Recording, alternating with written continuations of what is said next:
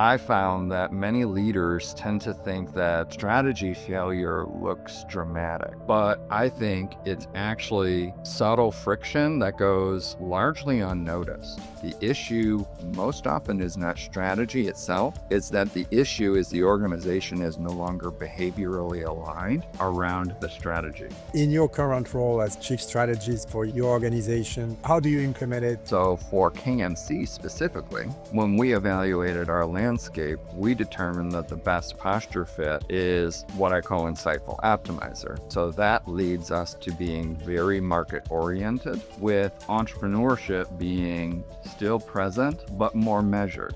In your organization, in your role today, over the next 6 to 12 months, what is your biggest challenge and next big opportunity for KMC? Challenges, I think, are...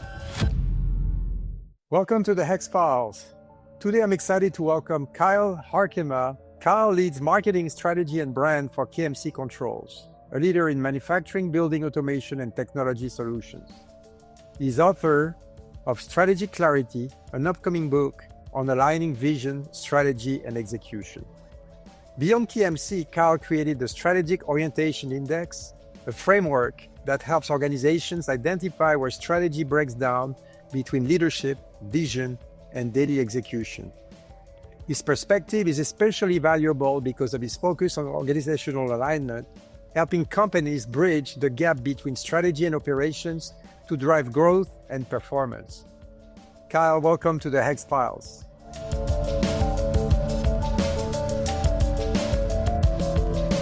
Good morning, Kyle. How are you doing today? Good, how are you, Arnaud? I'm hot here and down in Houston, Texas, but here in Chicago, it's much better, no? I can imagine it's quite hot down there. We had some pretty rough weather roll through last night, but all good. First of all, thank you for joining, and you told me that there was some big news coming up next week, and I wanted to kind of start our conversation there. You know, you've got a book coming out. Can you tell us a little bit about what it is about and where it's coming from? What's the idea behind it? Yeah, absolutely. So first of all, thank you for having me. It's a pleasure to be on your show. And so my book, Strategic Clarity, is available for pre-order now on Kindle. I'm actually running a promo price until launch, and it comes out officially on the 16th. So next week, Tuesday. A little bit about the context. I think for me, I'm a scholar practitioner. So I have one foot on the academic side, one foot on the practitioner side. And I found that many leaders tend to think that strategy failure looks dramatic, but I think it's actually subtle friction that goes largely unnoticed. I think that departments begin drifting apart in how they interpret priorities, and decisions start to get relitigated repeatedly, and leaders feel like they're saying the same things over and over again. And I can give a simple story that I use often, and I think a lot of practitioners listening can resonate. And you have a leadership offsite where you're going to create your strategy, and everybody is aligned, the energy in the room is high, the direction seems crystal clear, and then you find yourself 3 to 6 months later, and it feels like different parts of the organization are moving in completely different directions.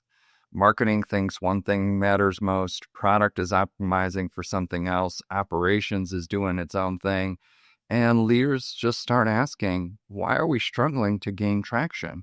And the strategy seemed so obvious. Why are we struggling? And what I have found through my research and my experience is that the issue most often is not strategy itself. It's that the issue is the organization is no longer behaviorally aligned around the strategy.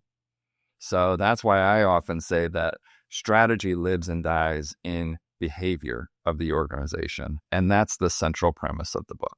So you're talking about behavioral alignment, you're talking about strategy, you also said, a retreat. From hearing and I haven't read your book, but I will. Are you also somewhat redefining what people feel what strategy is and what it should be?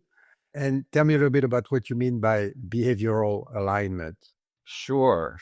So I think I'm not trying to necessarily redefine strategy. I'm just going about a different angle, and I'm really focused around the how of strategy, less the what and where. There are many useful tools and frameworks that are very useful in that space, but the how is really where I'm focused around. And the central question that I encourage leaders to think about is, you've chosen your strategy, but how does that get represented? And a big question that I ask when consulting or in leading organizations that I've worked inside is, if the strategy gets rolled out on Friday afternoon and your frontline employees or your middle managers don't know how they need to behave differently on Monday morning, you have a plan. You don't have an executable strategy. And that's where it gets interesting, and you see leaders start opening up and having really robust conversations around what that should look like. So you're talking about execution mainly of the strategy? Yes, specifically execution of the strategy and what sort of systems should be in place to support the strategy. And I think something that's interesting is executives unintentionally mistake communication for alignment. They communicate the strategy clearly and then assume that the organization knows how to execute it consistently. But alignment is behavioral, it's not verbal. It shows up in the decisions, priorities, operating rhythms, trade-offs in the organization. And one thing I do want to say here, because I get this question a lot, this is not leadership micromanaging how functions should do their job. That's not the point. The point is coherence around a strategic posture. And I'll give you an example for yourself and for the listeners. I worked in an organization trying to move out of what I call the hybrid zone in the book, which is basically where different departments are operating from conflicting assumptions about the strategy. So we weren't telling engineers how to engineer product, or product what needs to be involved in the new product development pipeline. What we were saying in that specific case was, if customer responsiveness as a posture matters to the organization strategically, then customer validation should be part of how decisions get made throughout the organization, including engineering and product and other functions. So that's very different than task management. It's more creating alignment around how departments think and listen and act. So that's a little example that most people resonate with. You develop your strategy, okay? You communicate it, you execute it, and definitely you mentioned the breakdown, the alignment.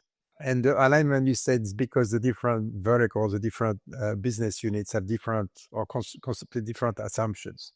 So as a practitioner working for an organization, there's these four legs and I'm missing the alignment, but I did good. I feel I've done a pretty decent communication job. So how do I get those people aligned across those departments? Absolutely. And that's the interesting thing. So part of strategic clarity, at the heart of it, is what I call the Strategic Orientation Index, or SOI. And many organizations are really good at measuring outcomes, things like profitability, customer retention, revenue, but they very rarely measure whether their teams are aligned in how they're thinking, listening, and acting. And the Strategic Orientation Index, or SOI, was designed to make those patterns visible. So the question is, are functions in your organization reinforcing the same strategic posture? So it's clarifying the decision posture. Where do we need faster experimentation or fewer handoffs, clearer ownership, more tolerance for calculated risk-taking, for example? So it's, in essence, leadership holding up an X-ray or an MRI or a mirror and being able to see, well, wait a second, here's how we are trying to be as an organization, let's say extremely customer-centric, but that is not being felt throughout various departments and also down from the executive leadership through middle management to the front line. So that's the beauty of the system, is it shows you where that misalignment is and what's causing it. So it's a very useful diagnostic for leaders to be able to see and feel what it's like inside their organization.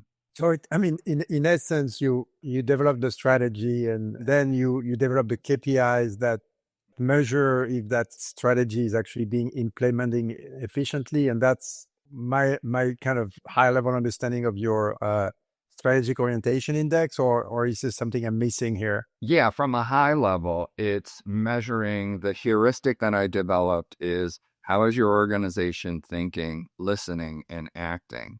And those are very important strategic postures, and they put your firm on a quadrant. And really the two axes that we're looking at are, what is your entrepreneurial orientation? How does your organization think about risk-taking, innovativeness, and proactiveness? And how does your organization think about marketing orientation, which is how focused are you on your customers, your competitors, and how well are you communicating within your organization? So those are the two axes of the framework. And then I developed some nice verbiage for the organization to rally around. If we're talking about how to put that in action, so you're a CEO, you work with your executive team, kind of in the strategy, you're implementing it. So how do you do it in your current role as kind of a chief strategist for your organization? How do you implement it kind of and I understand you work in the industry. Tell us a little bit about how you actually do it for KMC. Absolutely. Yeah, I love that question. And yes, so in my role as Chief Marketing Officer, Chief Strategy Officer for the consulting division, we've spent a lot of time deploying this at KMC. And one of the interesting things is we found ourselves in what I call the hybrid zone. And earlier I mentioned that's where you get conflicting assumptions around what the strategy is. And what's important as well is not just picking, oh, well, we should be both innovative and market oriented, which is what I call the visionary vanguard, perhaps. But there's a question of fit. What does your industry and what are you capable of? What kind of talent do you have within the organization? And there needs to be that organizational fit. So for KMC specifically, when we evaluated our landscape, we determined that the best posture fit is what I call insightful optimizer. So that leads us to being very market oriented, with entrepreneurship being still present, but more measured, as opposed to the fearless inventor posture, which is we're going to invent and be very product led, and we don't necessarily care about what the customer wants because maybe the customer can't articulate what they truly want. A customer never knows what they want. So, that's Yeah, it depends. In different industry contexts, sometimes the customer knows exactly what they want, and other times they can't articulate it. And that's where that context fit becomes very critical. And what I would say, back to, there's no shortage of strategy frameworks. I don't think that organizations need help necessarily building another framework. What I became interested in is, when you have your smart strategy, why do you still struggle to execute? And what most strategy frameworks focus on some specific questions: what market you're going to compete in, what products you're going to sell, what opportunities you're going to pursue. These are all critical questions when making your strategy. But what I found is that a lot of organizations aren't failing because they chose the wrong destination. They're failing because their organization behaves inconsistently along the journey. And that's why I created this, so that the organization could do a real-time pulse check on the behavioral side of their strategy. And again, a different kind of example that I can use to typify. Recently, I worked with an organization and they were investing very heavily in innovation. They wanted a lot of new product, new initiatives. There was a lot of growth opportunity. And leadership couldn't understand why their adoption wasn't stronger in their particular market. And as we discovered something, we found an interesting nugget. And the company was incredibly good at thinking, right? That's the product side, the entrepreneurial side. Their new product development pipeline was exceedingly strong. They were incredibly good at acting, meaning that deadlines were always hit. People were doing the right things that they needed to be doing, but they weren't very good at listening. So that this organization had almost zero meaningful process for collecting and disseminating consumer insight before making decisions. So what we found is they were building solutions largely based off of internal assumptions and not necessarily for what their industry and firm context was a fit for. And once leadership saw that pattern, the conversation changed completely. They thought they had an innovation problem, right? But in reality, they had a listening problem because they were too internally focused, and all of their new product development, they were failing time after time after time. No, it's interesting you're saying that, because in my 30 years in marketing and running kind of mainly on the agency side, we recently kind of did a repositioning around kind of the customer experience, because in the industry energy industrial kind of we've noticed that when it comes down to alignment between brand, marketing, sales, and service, they were really, really working in silos. And the thing you're saying, like, oh, I need more clients, or knowing that they cannot keep clients happy because they have a really poor customer service, or they make all these assumptions on what they need, but they have zero insight on customer. That was all part of what we should be delivering for a company to be able to grow. And also there was another issue is, and I'm sure you've experienced it, maybe not in this current business, but in some others, in the energy space, historically, it's been extremely sales-led. So whenever the pipeline is full, well, we don't need marketing, and so marketing budget gets cut. As soon as there is a little bit of an issue in the organization, marketing gets cut.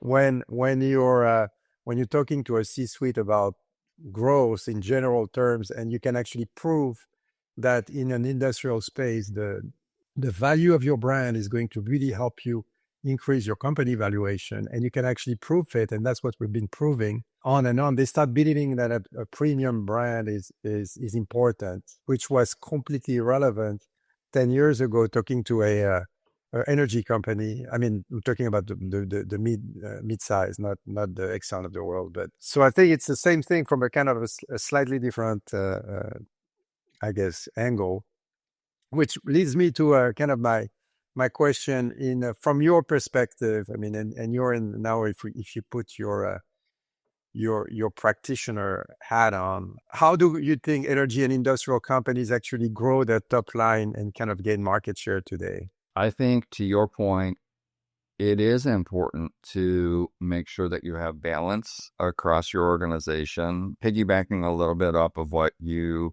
had to say, I've seen that too across my experience in the B2B space, is that sales and marketing tend to get lumped maybe even together organizationally. And then it becomes very sales-led. And don't get me wrong, sales is critically important. But if you don't have that strong brand that people grow to know and trust, what I've seen happen over and over again is the sales team may lean too heavy on price competition and not about value that differentiates you from other organizations that customers are willing to pay a premium for. And I found that that's a very dangerous place to be in. Now, there's always a zone of tolerance there. You can't just, charge exorbitant amount and just assume that maybe your product is better or your brand is better, but there is a premium to be had for having a brand that organizations come to trust and get ingrained. Specifically in the B2B space, we have a very strong brand at KMC. We are known to have very reliable products. We're known to have very accessible leadership and extremely high levels of customer service. So that means that's why people come and purchase from us time and time again. And to your question about growing top line, I think making sure that your customer churn is minimal is a critical piece to that equation, because if you keep churning your customers, that just puts the organization in fatigue. And you're having to, the sales team is up against a really difficult challenge of getting more and more and more customers because there's a hole in the bottom of the boat, metaphorically. So you're in the building automation space. You've been investing quite a bit in kind of thought leadership, educational content, and kind of industry visibility. Can you walk us through kind of your marketing strategy today? Kind of what channels are working best for you in that space? So for us in the B2B marketing automation space, we have found that there are several pieces that are important. One is making sure that we have a strong presence, many industry events. So marketing and sales work collaboratively on that. Not just the large events, but also the smaller events, maybe their golf outings, just making sure that we're where the buyers are. And because we are specifically in an industry that has tremendously long sales cycles, those relationships are critical to maintain and to keep top of mind. So from a sales perspective, that means being in front of the purchasers very often. From a marketing side, that means that we have a role to play as well, and that's maintaining awareness when people are perusing the web or going around on social media. We invest a lot of time and energy in content creation for LinkedIn and Facebook and Instagram. We have a robust blog series. We do a lot of video content that is specific to our technicians that are installing our product. So technical support and kind of FAQs for technicians. So there are a lot of facets that we're focusing on from a marketing perspective to ensure that not only are we top of mind, but we're top of mind delivering value to customers and potential customers. Quick question I had here for you on your event, right? Your industry event, trade shows and such. One of my British client was telling me that for him, a trade show was a place where the best salespeople of two companies meet to share a beer. And in his mind, he was saying that basically it's not where the buyer go. It's kind of where some frontliner or some organization meet to have a good time. You mentioned that it is important for your organization because that's where the buyers are going. Tell us a little bit more about you believe in that trade shows are still relevant in today's world. Yeah, I think that trade shows honestly play a part in that brand building, specifically again in the B2B space where the sales cycles are long and a lot of purchases tend to get made off of relationships that are built and maintained. So when we talk about trade shows specifically, I like to invert the question and I ask other members of the leadership team, what would it say about KMC Controls if we weren't there? What would people walking around say? We've been going to some of these events for decades. And then if all of a sudden KMC isn't there, what does that mean, right? You're going to have a lot of people asking, why did they decide to stop? And that open-ended question can be very dangerous to the brand. And to your point earlier, is there a lot of sales that get together and they have dinners and they have, shared drinks? Absolutely. But I don't necessarily think that is a bad investment. I would say that's one of the critical distinctions that I see between B2B and B2C, because the sales cycles tend to be so much longer and more complex, and so many more people in the buying decision in B2B compared to B2C. Those investments in a relationship, I still think carry some value. No, and I completely agree. I mean, I spent a few days at the World of Concrete show in Vegas back in January with a client or representing a client. And definitely the brand building aspect is excellent. But I think what I've noticed is it's also a good way for the sales team, the overall staff, to meet and actually understand the full breadth of the organization. And really, it's an educational tool as well. You know, one of the interesting things for KMC specifically is we use it as an opportunity to see also what competitors are doing, right? So again, being market oriented, part of what we try to do is task people to go around and see, okay, what's new? What are new products? Who are new players in the industry that we need to be paying attention to as well? When you actually kind of do your budget breakdown and you have that kind of event side, the digital side, and some other elements, how do you break that down? Yeah, I mean, I think it's interesting because part of it is return on investment, right? And I think that starts with setting clear goals for example, what do we want out of the event? And is it leads? Is it brand building? Maybe it's both. And, you know, in the digital space, you know, what I'm looking for specifically on return on investment are a variety of KPIs. How much awareness is this driving? How much lead generation is happening because of these things? And not just lead generation, but then all the way through the funnel. How many people are making it down the funnel from awareness all the way to conversion? Because, and what's interesting is sometimes you need to have multiple channels to mature them down the funnel. You can't ask one channel to do the entire lift for you. Side note and kind of side conversation, because that's something that I've been working quite extensively with. The smaller type events, executive dinners, lunch and learns. Do you implement that as part of kind of your sales and marketing strategies in 100%. terms of ABM? Yeah, 100%. And yes, that's to my point earlier. There's the larger shows and events that I was mentioning, but what's more pervasive, and honestly, what I think is more effective in terms of direct return on investment, are those small, more intimate gatherings, right? Where we're at a golf event with industry professionals, or there's a lunch and learn that one of our customers puts on, or that we put on and invite a bunch of customers and potential customers to, because there's so much the B2B space that it's education.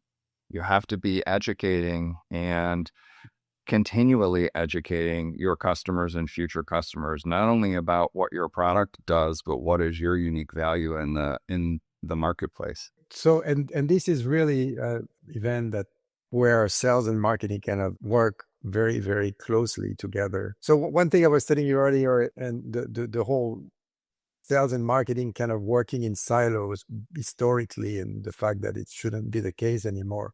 How do you ensure kind of alignment between sales and marketing in your role today? Yeah, I love that question. And that's critical, especially going back to the framing, right? And making sure that we're aligned and all of the people are rowing the boat in the same direction. So for us, me and my counterpart on the sales side of the organization, we make sure to catch up at least a couple of times a month just to share updates about what's going well in each of our respective departments, and also to do a pulse check on how are our collaborative initiatives working. Are there any pain points that we need to solve for? Did something go well? Did something not go well? We also have on the marketing side, when we're supporting events, for example, we make sure to solicit feedback from all of the salespeople, not only how they felt about it, but what kind of leads were generated, what were the quality of leads, were the events worth going to. So that's important, because then myself and the sales leader at the end of every year, we do a postmortem and look at, okay, what worked, what didn't work, where should we pivot, and what do we want to keep doing? So I think that in essence, that constant collaboration, communication is important, and also respecting that both of us departmentally have a tremendous role to play in the success of the organization. And if we are not aligned, it's going to be very, very difficult for the organization to succeed. In this alignment, how much does technology help you? Tremendously. So to that effect, one of the things that we do is deploy those feedback forms internally to ensure that we hear from sales. And then we also, when sales are meeting with their respective customers and maybe doing quarterly business reviews, we have shared access to those information databases to where we can look at the information collected together.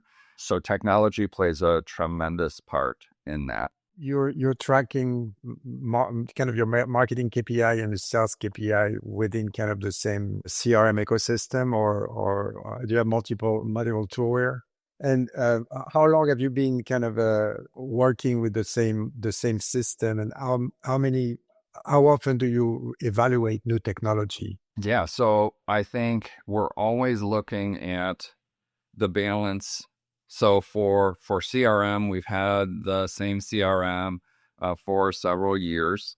So there's always the balance about what do we need it to do from a business objective perspective, and what is the cost, not only the hard costs, but what are the soft costs of switching, and what benefits would we truly get that we're not getting today from those hard costs and soft costs. And honestly, I feel like having gone through system transitions many times over my career, those soft costs can be quite large, because there's information transfer, there's maybe new operating procedures that need to be learned, and adherence that needs to be changed and then followed. So there's a tremendous change management impact that needs to be evaluated when thinking about switching systems. On the CRM side, we've seen so many failure because of lack of adoption. The lack of adoption is perceived as a tool issue. So the organization decide to change tools, and then they go through change management, and they end up with the same lack of adoption, and they do it again and again and again, right? And people come back with, well, it's the tool problem. And I get you. I mean, I remember asking in some specific industry for salespeople to share their Rolodex. I mean, basically they still work on Rolodex, and it's not something that they do want to do very much. And whenever new products come out, if there is not an incentive for the sales force to actually sell those products, why would they make the effort?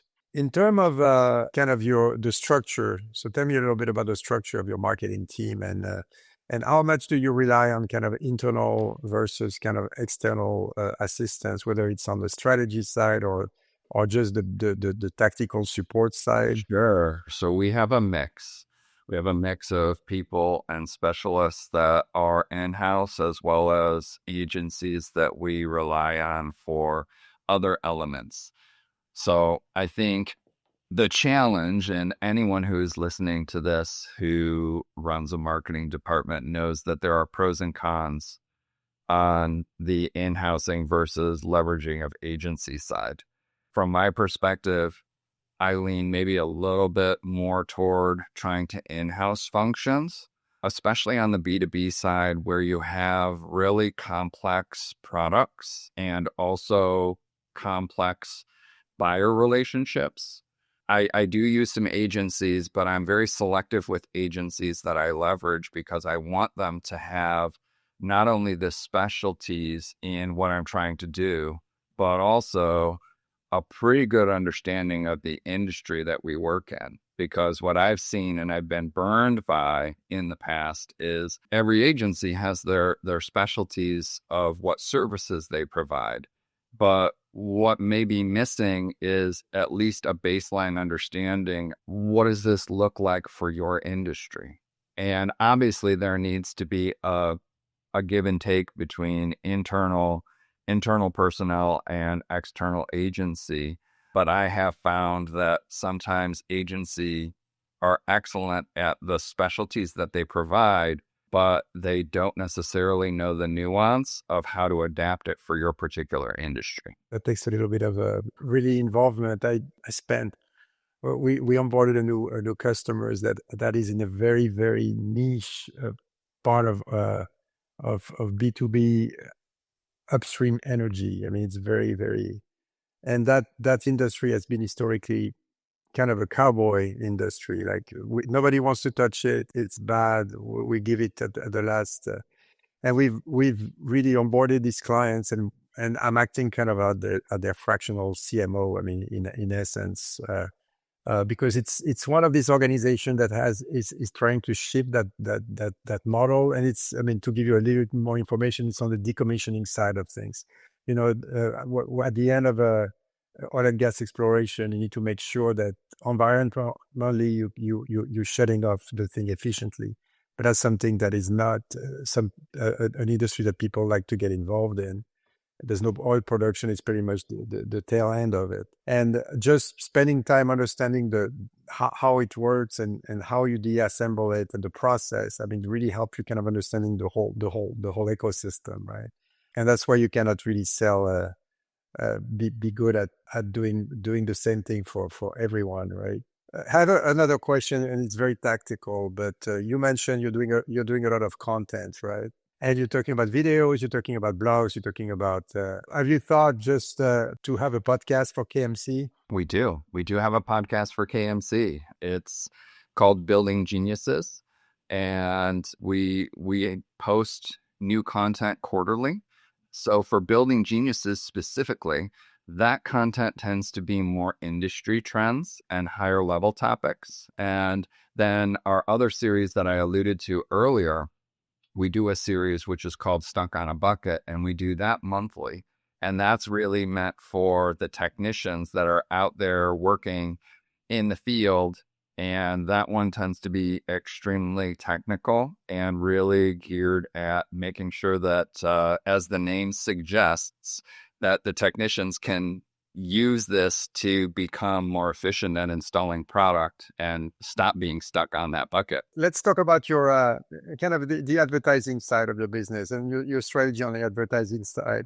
Tell me about kind of your view and the evolution from a B2B standpoint on, you know, optimizing kind of the Google ecosystem, LinkedIn, kind of the more trade publication, and how it works for you and how you like to implement those. Yeah, so for me specifically, we have an omni-channel approach. So we invest a lot of time and energy on thought leadership content, and then that thought leadership content gets deployed across all of our social strategy elements. LinkedIn is a big platform for us. Facebook, a little bit less so, as you'd expect in the B2B space. And a critical piece of our infrastructure, of course, is Google advertising and also just SEO and our website. So it's certainly multi-pronged. We want to make sure that we work as hard as we can to be a trusted resource so that SEO knows that if somebody stumbles looking for airflow management solutions or building automation solutions, that KMC is a trusted provider in that space. And what's interesting, Arnaud, is what role is AI search playing in disrupting your typical SEO strategies? So that is right now very much the bleeding edge of something that we're investigating because it's happening right now as we speak. So that's been a very intriguing topic to dive in, is what does AI search mean for our traditional SEO strategy? Yeah, no, and we are, I mean, this is kind of one of our core element of R&D we've done and campaign we're doing for across our client base, because they see a drop in everything they do digitally, but there's also a big opportunity. And it also drives a lot of content development effort that is required. But I give you an example. We had this client. It's a small client in the kind of the EIC kind of market, and for years they've been really getting quite a bit of traction from their SEO effort. And it was standard SEO, but it was pretty heavy in content development. And they were also very focused, and they were really focusing on the custom aspect of the product they were selling. And they start seeing drops and everything else, and they say, we've done all this effort, and look at how we show up on those AI engines. We don't show up. And I say, well, because your focus was so focused that you don't show up as the leader in that field, because you really wanted to be seen as custom. And we put our effort to make sure you are not getting found for the thing you didn't want to. But now you want to change your mind, and we have to kind of do it again. But I mean, to answer your question, the whole element of how the AI search engine, in essence, is changing the landscape. I mean, that's been one of the big opportunity for us, and also the big source of work for us to actually figuring it out. And how, for example, podcast series, LinkedIn newsletters, Reddit comments, and so forth, third-party content, and how to actually make it efficient can drive and help your strategy in addition to what you're doing on your website itself, right? It's interesting, Arnaud, because one of the things, obviously, I want to be in the know. So I took the opportunity to take a continuing education class just about AI, so I could understand more how it operates, how it works. And one of the interesting things is most people are using it kind of like an advanced Google. They'll just ask a question, and they don't necessarily realize that unless they turn on the feature or ask it to do a live web search, that it's working. The LLM is working off of a database that may be older, right? It may be aged, because that's the library that it learned from, and it doesn't have your latest information that you just posted in the last 3 months.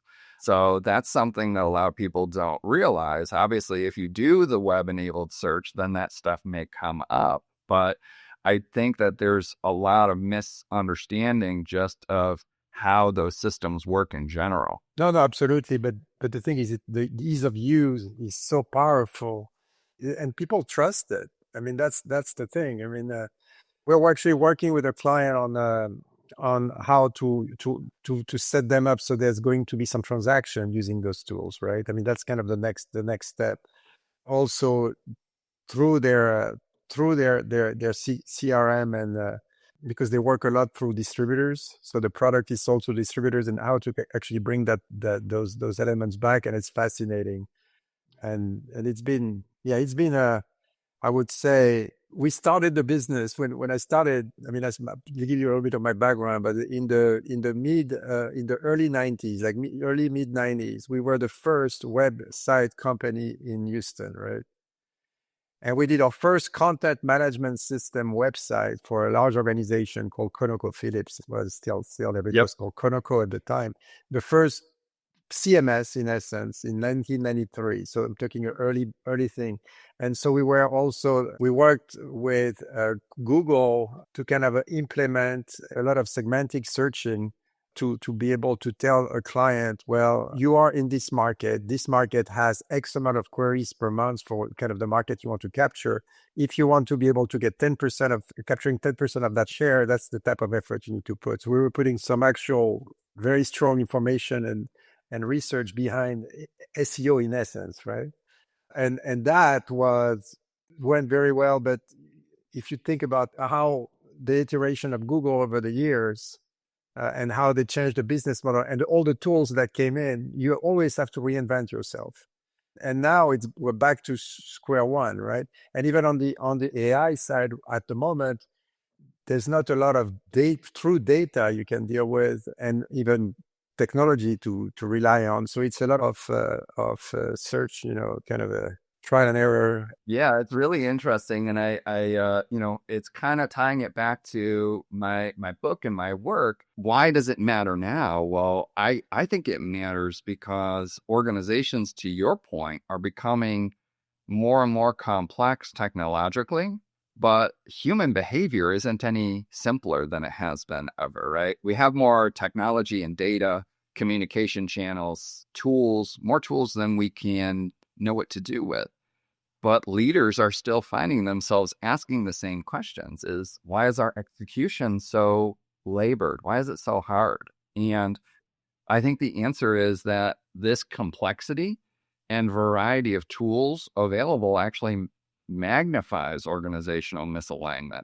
Maybe 30 years ago, a little strategic drift might have been survivable, but today, those small inconsistencies, for example, different teams using different tools, they compound much faster because organizations are moving faster, markets are moving faster. Technology is really disrupting a lot of industries because of AI and how quickly entry can happen in organizations, or in industries rather.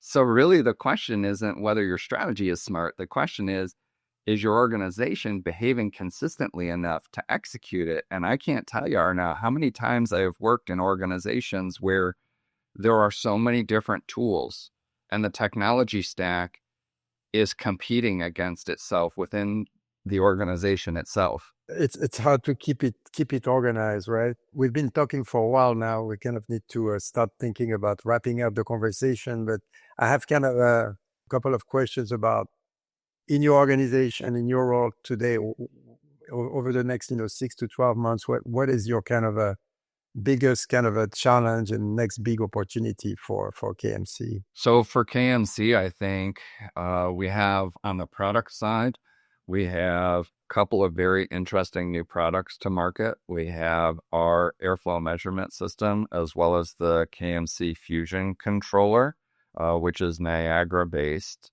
And from an organizational side, I think just continuing to lean into the direction that strategic clarity and the strategic orientation index has laid out in front of us as far as who we want to be and how we want to behave as an organization. Those are some major initiatives that we're underway with right now. And in terms of challenges? Challenges, I think, are first and foremost, how do we want to handle AI? I think everyone in most or every industry is dealing with that question. And for me personally, I just keep asking and posing the question, AI to what end? I think it needs to be framed as it's a tool, and to what end? What, from a macro level, are we trying to enable and use this tool? And that's where I keep framing it for KMC. If we want to be more customer focused and customer led, then the question becomes, how can we deploy AI to help enable that strategic posture? Well, I mean, again, I wanted to thank you very much for all the time you spent and the great information we got. Before saying goodbye here, if you can, tell for our listener again where to find your book and where to find you if they want to contact you. Thank you so much for having me, Arnaud. And your listeners can find me at kylejharkema.com, or they can find me on LinkedIn. I regularly share insights around strategy, execution, organizational alignment, and the behavioral side of leadership. I post a weekly newsletter called The Behavior Gap. And for leaders who feel like execution has become a little too heavy and more difficult than it should inside their organization, there's additional information on my website for how to get in touch with me and how Strategic Orientation Index may help their organizations. Okay, and so your website is, do it again? KyleJHarkema.com. Okay, KyleJHarkema.com. Okay. Well, thank you very much, Kyle. Thank you. Pleasure being on the show. Thank you. Thank you for joining us for this week's episode of the Hex Files, the podcast that investigates the biggest curiosities in energy marketing so that you can separate fact from fiction. Curious how your brand ranks across 6 areas of energy marketing performance? Take our assessment at hexagroup.com/podcast. And until then, fear no more. The truth is out there.